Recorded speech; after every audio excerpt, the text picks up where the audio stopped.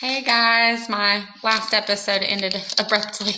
I was trying to ask you if you would have left the grandmother or not, if you would have been able to do that, and what you think about them doing that, if they had any choices. Um, where are you taking us? Mother asked the soldier. It was the first time Sophron had heard anyone speak to the soldiers, and her mother knew so few words of the white men. She was proud of her mother's bravery. To the stockade, then west. The soldier answered quickly. Stockade was a word Sophron did not know. But west? Her father had said they would not move west. If they planted their slough, they would not have to move. Didn't the soldiers know that? Where was the father? He should tell the soldiers. Sophron began to cry. Big Boots pushed her. Hurry along. No dawdling. He yelled before mounting his horse. Others were also crying. The baby hadn't stopped. Trying to comfort him, his mother sang until she had no breath left.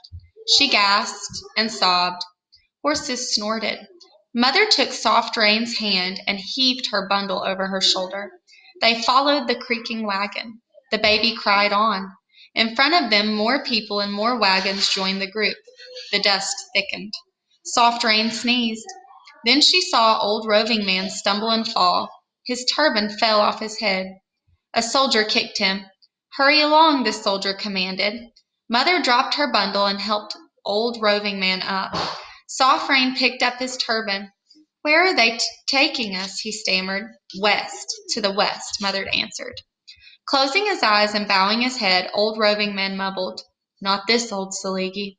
Where will he go if he does not go west? Sophron wondered. Is he afraid? It seemed to her that all her people must be afraid of the west. Old roving man, Greenfern, especially Greenfern, and her mother, she hadn't spoke to Sophron since they had drunk the river water. Whenever Sophron tried to talk, Mother cried. They walked on down the mountain road to the town, past the store and the teacher's house. The teacher's door was open. Sophron could see an overturned chair inside.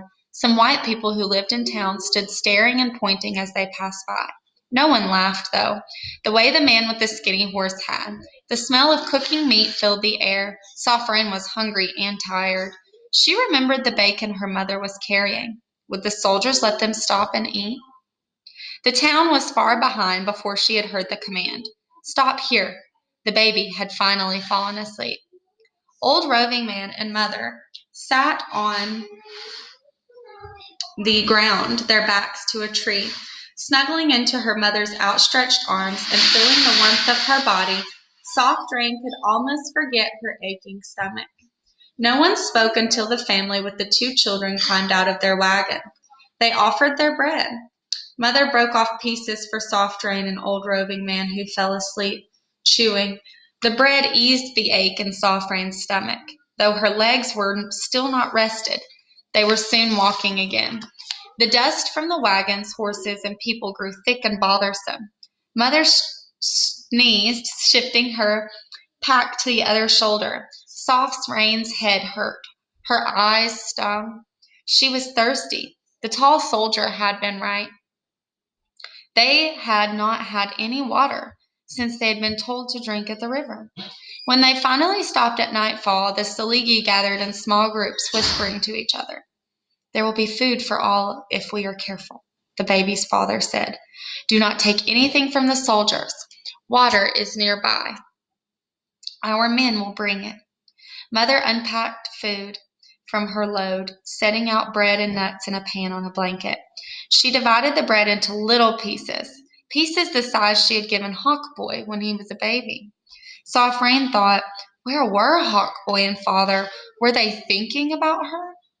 The family in the wagon put their bread on the blanket, and someone added dried apple slices. After the men brought buckets filled with water, everyone sat around the blanket eating slowly, except old roving man.